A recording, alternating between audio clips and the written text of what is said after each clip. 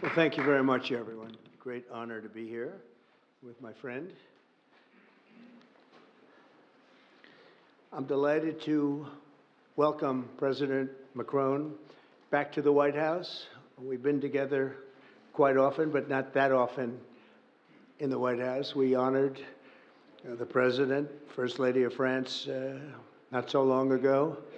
There was a beautiful evening, and we will not soon forget it. It was a beautiful day and evening, and many fond memories. I also want to thank Emmanuel for hosting me in Paris last December after a historic election win to witness the reopening of the spectacular Notre Dame Cathedral, where you did an outstanding job in bringing it back together. That was a sad day watching that burn, and 5 years later you had it up, and it was they say more beautiful than it was before, so I think that's a great achievement. That was not easy. France is America's oldest ally. Our cherished partnership has been a force for freedom, prosperity, and peace from the very beginning. We're now working on some very interesting developments. One in particular, as you know, the war between Russia and Ukraine. In the American Revolution, French support helped us to seize our destiny as an independent nation. In the First and Second World Wars, our citizens shed blood together on the battlefields of Europe. And I'll never forget joining President Macron 6 years ago on the 75th anniversary of D-Day. That was some day. The purpose of our meeting today is to end another battle, a really horrible one, a war, something that we haven't seen since the Second World War, that is ravaging European soil, the deadliest and most destructive conflict that one can imagine. I've seen the pictures, I've seen the satellite photos and lots of other photos, and it's a horrible thing that's happening. Thousands of people are dying a week. This very day is the third anniversary of the invasion of Ukraine, which would never have happened if I was president. That was not going to happen. The horrors of this gruesome and bloody war can scarcely be overestimated. Hundreds of thousands of people, Russians and Ukrainians in particular, have needlessly died. An entire generation of Ukrainians and Russian men has been decimated. 1,000-year-old cities have been turned into rubble. Those beautiful spires that you used to see there, they were most beautiful in the world, they say, are lying in heaps of rubble, blasted to smithereens. It's time to end this bloodletting and restore peace, and I think we're going to do it. We've had some great conversations, including with Russia. Since my return to the White House, we've made more progress toward that goal in 1 month than occurred in the past 3 years. And I've spoken with both President Putin and President Zelensky. And again, a lot of good things toward peace are happening, moving it, I think, pretty quickly. Last week, Secretary of State Marco Rubio, National Security Advisor Michael Waltz, and Special Envoy Steve Witkoff conducted successful talks in Saudi Arabia with the delegation from Russia, and I'd like to thank the Kingdom of Saudi Arabia and the King and Mohammed, great people. They're really working hard to get this done. Our focus is on achieving a ceasefire as soon as possible and ultimately a permanent peace. My meeting with President Macron today was another important step forward in that sphere, because he's been very much involved right from the beginning in trying to get it over with, and we're going to get it done. I believe that Emmanuel agrees with me on many of the most important issues. Chief among them is this is the right time. It may be the only time. You know, that's a very interesting and horrible situation, and that could evolve into a third world war. We're not going to let that happen.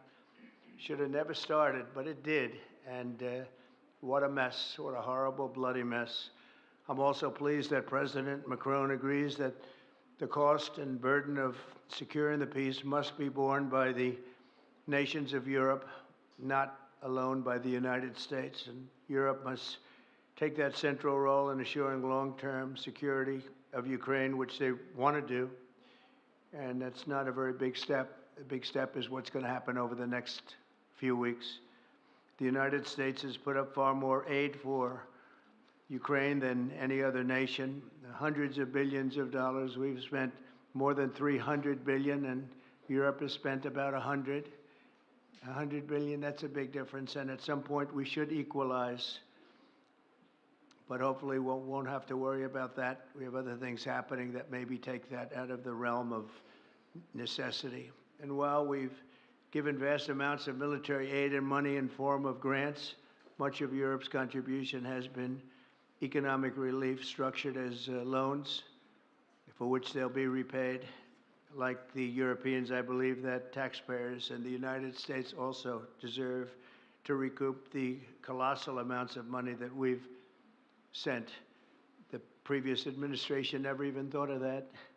They didn't think of a lot of things, like why did they let it start in the first place? That is why we must have an agreement with Ukraine on critical minerals and rare earths and various other things as security. And I think that that's happening. I think we've made a lot of progress. I had a report just given to me before walking in that we've made, Emmanuel, a great deal of progress toward getting that. I've been elected by the American people to restore common sense to Washington and indeed to the world. And I believe strongly that it's in the best interest of the United States, the best interest in Europe, the best interest of Ukraine, and indeed the best interest of Russia to stop the killing now and bring the world to peace. My administration is making a decisive break with the foreign policy failures of the past administration and, frankly, the past. I ran against a very foolish foreign policy establishment, and their recklessness has led to the death of many, many people. Under our administration, we're forging a new path that promotes peace around the world. And when I left office for the first administration, first term, we had no wars, we had no problems. We didn't have October 7th with Israel. We didn't have Russia and Ukraine going at it. We didn't have the problems in other parts of the Middle East. We didn't have inflation. It was a whole different world. And you know what else we didn't have? Millions of people pouring through our borders, many of them criminals released from other nations and put right into our land, murderers and drug dealers, gangs. We didn't have any of that. It's a different time, but now we have it and we're fixing it. We'll fix it all up. We'll get it done as quickly as possible. And we've made a great deal of progress. People are saying it was the best month for a president in our country's history. I hope that's right, but I feel it's right. We've done a lot of things in a very short period of time, 4 weeks. As I've said before, it's my hope that my greatest legacy, however, will be as a peacemaker and a unifier. I want to bring peace, not war. I thank President Macron for joining us today in this urgent work we're doing. And we have some wonderful people up front right here that have worked so hard. Steve Witkoff, thank you very much. And Michael Waltz, thank you. Scott, thank you very much, and JD, thank you. They've really done a job. They worked very hard. It's a real passion to get this war ended.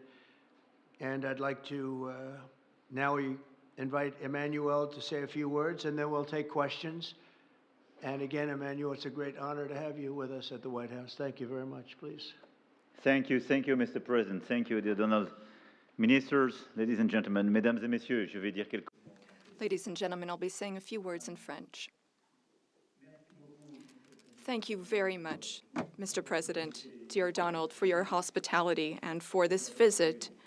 As you mentioned, we have had the opportunity to meet over the past few years. Since your first term, we've been able to discuss matters in Paris and also here at the White House, and it has always been a great joy to do that, and I would like to commend you. And thank you, Mr. President, for extending this friendship to France and taking part in the ceremony at Notre Dame that you mentioned before. It was a great honor for the French people to reopen the cathedral to the rest of the world, and your presence was a testament to that friendship. As the President said, this friendship dates back to the Revolutionary War, since the beginning of the United States. And whenever we've needed to, we've been able to come together and be on the right side. We've been able to be united to defend peace and sovereignty. namely in the two world wars that marked the 20th century, from Lafayette to Pershing and to the many Americans who landed on Omaha Beach. And we spoke earlier before, and you mentioned that one of those gentlemen was able to visit you here, one of the veterans. This is part of history which puts us in the world that we are in today. And as the President just said, there are many challenges in this world. And over the past few days, we have one main objective, which is the geopolitical situation. Mr. President, I really wish to thank you for making changes to your schedule to meet with us so quickly. I think we've made very substantive steps forward during our discussions, and this is a major step in what we're experiencing today. We had a video conference with all of the G7 leaders, which was an opportunity for us to discuss this matter 3 days after the Russian war in Ukraine, and to express our support for President Zelensky to the Ukrainian people, but also to speak and share about our desire for a lasting peace. This is what we have spoken about very forcibly over the past few weeks. We thought that this war was only going to last a few weeks when it broke out in 2022. We admire greatly the courage of the Ukrainian people. And Mr. President, I wish to thank you for this. You mentioned that there are responsibilities on Europe's side, and indeed, we have invested $128 billion in aid to Ukraine and the Ukrainians. Ukraine has been able to hold the front of our collective security. It's fought over these past few years for its independence and for its sovereignty, but also for our collective security, because I think that no one in this room wants to live in a world where it's the law of the strongest and international borders can be violated from one day to the next by anyone.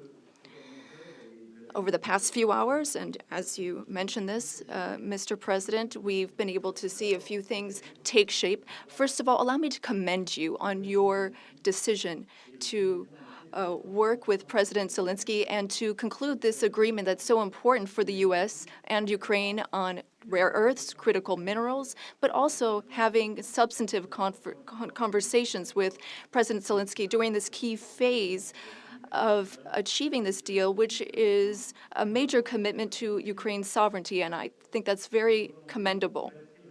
We also have a shared desire to build peace. We will have this responsibility. This is 10 years after the war started in Crimea, and then we saw the events in the Donbas region and along the northern part of the country. We want to save lives. We want to bring prisoners back and bring back families and children, because there's also humanitarian tragedy affecting the Ukrainian people. We had lengthy discussions with the president, and we spoke about our desire to bring an end to conflicts, to have a truce that is measurable, verifiable, and that enables negotiation of a lasting peace, where we will discuss not only Ukraine's reconstruction, its territories, but also the security guarantees, meaning maintaining peace over the long term. As I said to the president, we've experienced peace accords that were only ceasefires without ensuring security guarantees, Minsk I and II. And we want to make sure this doesn't happen again. And I know that the president has expressed the desire to be a player for peace in the region. I've spoken with some 30 European leaders and allies in recent days. We want to bring together these allies, and share the same vision. This peace must not mean a surrender of Ukraine. It must not mean a ceasefire without guarantees. This peace must allow for Ukrainian sovereignty and allow Ukraine to negotiate with other stakeholders regarding the issues that affects it. But it is also a country in which we need to shoulder our responsibilities so that we ensure security and stability for Ukraine and for the entire region. And for us Europeans, this is an existential issue. We also spoke about these issues at length with the President. We've worked with President Zelensky and gotten to some of the details of the various phases of the negotiation. And we've also been able to speak about some of this work with our British partners to talk about deployments of peace forces on Ukrainian soil, which are part of these security guarantees. Other countries are ready to join in this effort. Solidarity and support from the U.S. will be crucial to this, and I thank you, Mr. President, for beginning to work with us on this issue and the agreement that you are preparing to sign with Ukraine and with all of these discussions we've had are very solid guarantees that we are understood and that we have the same wish, peace as soon as possible, lasting, solid peace for everyone. And the renewal of an international situation where we are all able to shoulder our responsibilities, Europeans shouldering their responsibilities alongside their American allies who will shoulder their own responsibilities. I also wanted to be very clear, Mr. President, about Europe's commitment. We have committed to building a lasting peace. As Europeans, we have committed to being stakeholders in these security guarantees. And we are also well aware that Europeans need to do more for security in Europe, for defense in Europe, and to more fairly share the security burden that your country's been carrying for so many years. Mr. President, you know how much friendship I show towards you and I have towards you since your first term. Europe is very clear-eyed about this. We know what we need to do as Europeans, given the threats surrounding us and the responsibilities that we must shoulder. We spoke about the Versailles Agenda, which allowed the Europeans to take a historic step and increase their investments. Europeans are ready to do even more and to go even farther. And several leaders said that to me before I came here to meet you. Mr.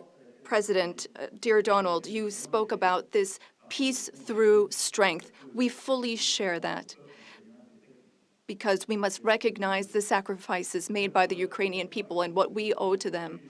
The President and I also spoke about economic matters and our desire to see more prosperity in the United States and in Europe. We had discussions which will be carried on by our teams, our ministers and secretaries, to flesh out some of those ideas. But the idea is to have fair competition and no bias within competition between our industries. Now, the American and European economies are extremely intertwined. Some 1.5 billion in trade, trillion rather, in goods and services, and I know you've spoken about wanting to look at the balance of payments. We also have a trade deficit, and I know that we need to look not only at goods, but also digital items and goods which you export, and we want to make a sincere commitment towards fair competition where we have smooth trade and more investments. You already invest a great deal in France, and France is the fifth largest investor in the United States. And I would like to recognize here all of the American investors who announced investments, some $120 billion that were announced at the AI summit. This is our wish. We want to have more prosperity on both sides of the Atlantic. We have a shared agenda in that regard. We also spoke about the Middle East, among other subjects, and here again, we have the same desire. We don't want to see Iran obtain nuclear weapons. We don't want, or rather, we want an approach with partners in the region that we can trust. Given Iran's nuclear activities, we want to limit its ballistic capabilities and avoid any type of regional destabilization. With respect to Syria and Iraq, we also share the same desire. We don't want to see Islamic terrorist groups resume any of their activities, because for some time our armies have very bravely been engaged in the Gulf, as you have led, and contributions have been significant and helped stability in the region. And I say this with great sincerity. France was affected by a terrorist attack in 2015, which was linked to the terrorist activity in Syria. And we are in that region at your side to work for more security. Ladies and gentlemen, we had extremely productive discussions this morning during the conference, and we spoke with our ministers and counselors and advisors. And I wish to say, after speaking with President Trump, I fully believe that there is a path forward. We share the same beliefs. We know what work needs to be done, and in the weeks to come, we will work on that. Our teams will come together in various formats to make sure that we have this solid, lasting peace with great strength. Mr. President, thank you so much for welcoming me here today. Thank you so much for these productive discussions and for your commitment. Thank you, dear Donald. Thank you, Emmanuel. Thank you very much. Okay, thank you very much. Brian, would you like to ask a question? Go ahead. Mr. President, welcome, President Trump.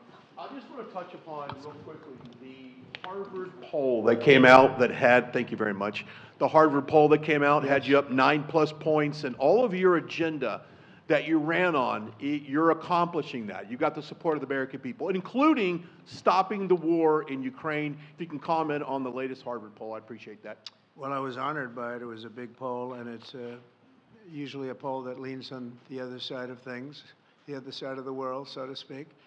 But the Harvard poll is a respected poll, and it has us not only leading, but leading by a lot, and leading on every single issue that we've talked about. And as I said, we've become the party of common sense, and I think that's a very important element now, common sense, because what's happening in the world and even in this country, some of the things that took place, many of them are now canceled, and the rest are being canceled as we speak. But we've moved very rapidly and I think very effectively. So I was honored by that poll. Thank you very much. Appreciate it.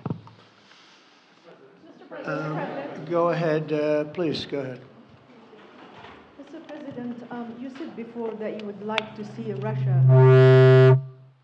Yes, go ahead. Are there any conditions that you want Russia to meet with your meeting in Saudi Arabia with President Putin? Will that happen regardless of any progress on the Ukrainian file? Yeah, I think the meeting in Saudi Arabia was a fantastic one.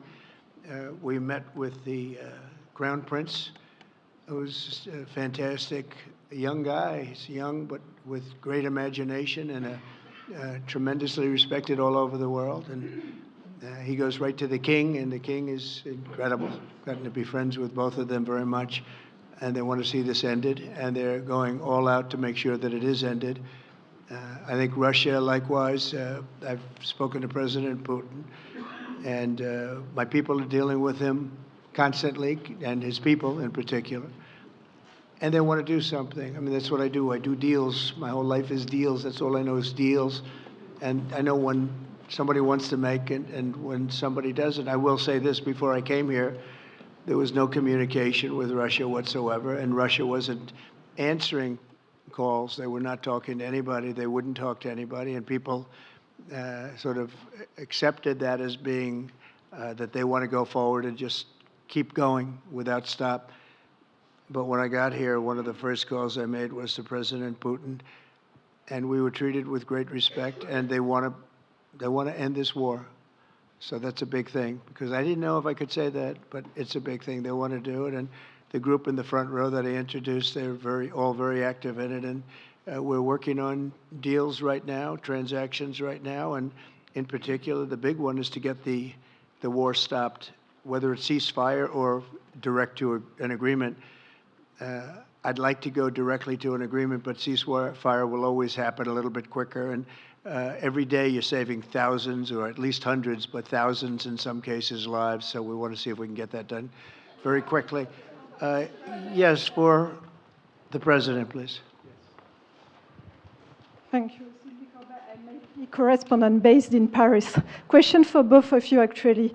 Mr. Macron, you were one of the last Western leaders to speak to Putin before Ukraine's invasion. What advice, what recommendation could you make to President Trump to make sure that this time you can get strong enough guarantees from Putin to get a peace deal that lasts this time? And Mr. President Trump, what makes you think you can trust Putin in those negotiations? Thank you. Look, I will never give any advice to President Trump. We have friendly and trustful discussion, but my experience with President Putin is the following. Number one, I always think it's good to have discussion with other leaders, and especially when you disagree.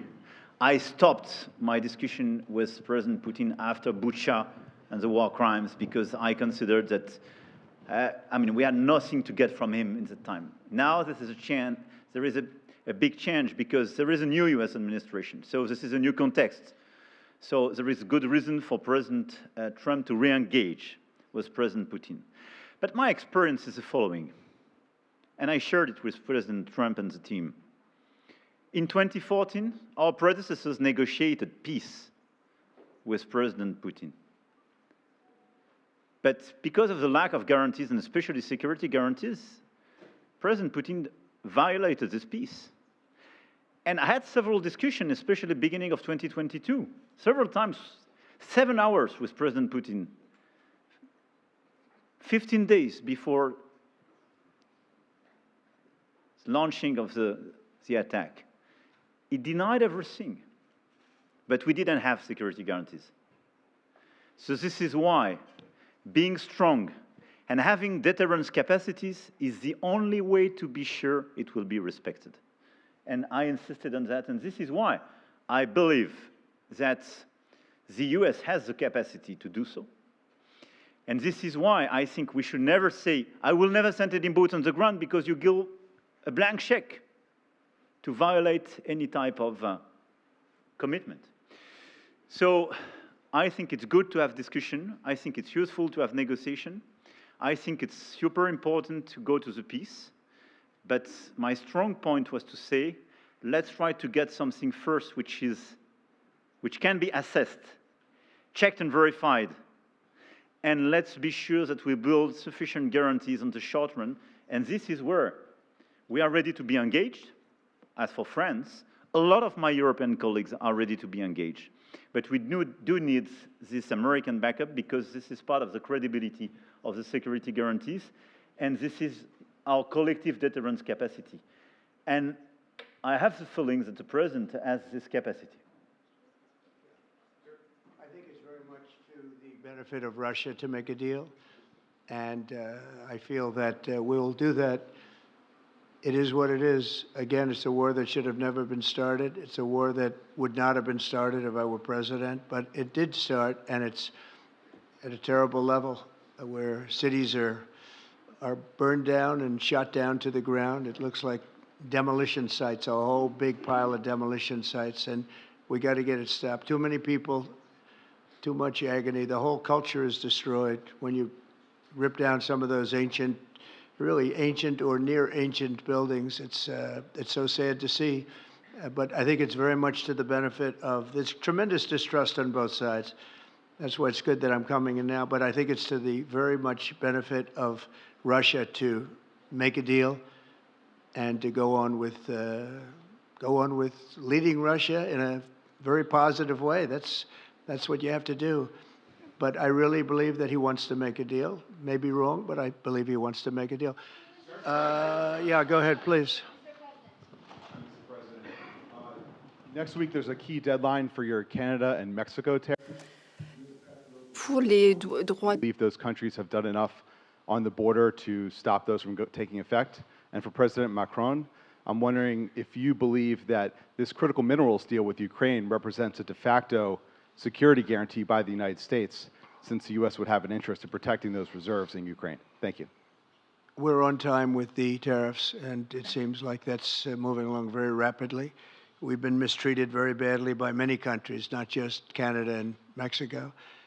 We've been taken advantage of. We were led by, in some cases, fools, because anybody that would sign documents like they signed, where they were able to take advantage of the American people, like has happened over the last long period of time, except for a little 4-year period that took place 4 years ago.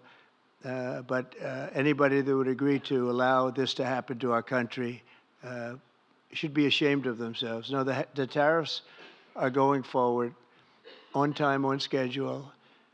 This is an abuse that took place for many, many years.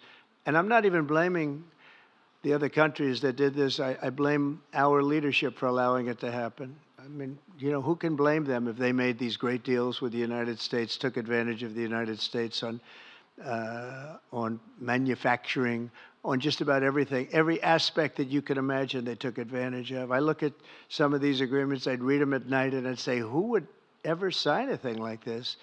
So the tariffs will go forward, yes, and we're going to make up a lot of territory. All we want is reciprocal. We want reciprocity. We want to have the same.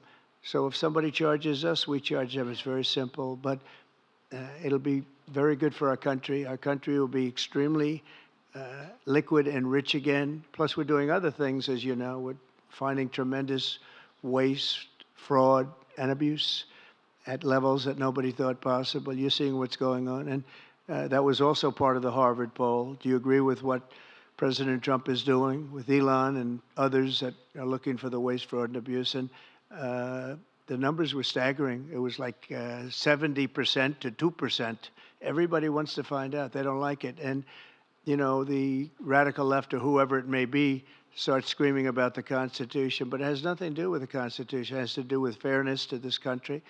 It has to do with being ripped off. And when you read the things that all of these billions, and I mean many billions, hundreds of billions of dollars have been spent on, that's all you have to do is stand up here and read them. I could stand up all day and read the kind of things where we're spending all of this money. The good news is that when you think of how rich a nation we can be when we get rid of this, you know, sometimes you'll buy a company and you'll see it was really well run. They accounted for every penny. Well, not much you can do there. You got yourself a bad deal. This one is the exact opposite. Tremendous fraud, tremendous waste. And when you think of what it is, you know, Elon uses an expression, caring. If we had people that cared, just cared a little bit when they did contracts, when they negotiated with outside vendors on behalf of the United States. That's what I'm doing now. I'm negotiating for the people of the United States. So we're doing a great job of it. I will say we found it'll be hundreds of billions of dollars of waste and fraud and abuse. Thank you. Please. Look, I think this discussion is a very important one. First, because it's important for the US, and it will be a good occasion for a first very important meeting between President Trump and President Zelensky. Second, I think there is a lot of economic upside on both sides. And third, de facto, there is a recognition of Ukrainian sovereignty, a recognition of the Ukrainian interests, and this is de facto a very important alignment of interests. Now, the security guarantees will be negotiated in due time in a full-fledged package of a peace security. But this peace, as it is now written and negotiated, and as this meeting is scheduled, is an important step forward, full-fledged peace agreement. Okay, please, go ahead. To the President. Monsieur le Président Trump. President Trump, President Macron. To make a deal with Putin. So when you do a deal, it's a win-win deal. what are you giving to him and what is he going to give you, to America? And I was impressed by the way you referred to Notre Dame and that you were impressed by the reconstruction of Notre Dame. A lot of Americans have sent money to Paris to participate to the reconstruction of Notre Dame. As a President of the United States, are you going to contribute to the reconstruction of Ukraine? Et Monsieur le Président Macron? President Macron, what for you is the main area of progress in your meeting with President Trump? Can you confirm that there is an agreement to send European peacekeeping troops? Will France participate in that? How many troops? What would they be doing? Would this represent a great danger to send French and European troops to Ukraine? Well, I guess it's a little strange question because you ask whether or not we're going to, on behalf of the United States, contribute to Ukraine. I mean, we're in there for about $350 billion. I think that's a pretty big contribution. I do appreciate the first part of your question, however, because I think they've done an incredible job with the Cathedral of Notre Dame.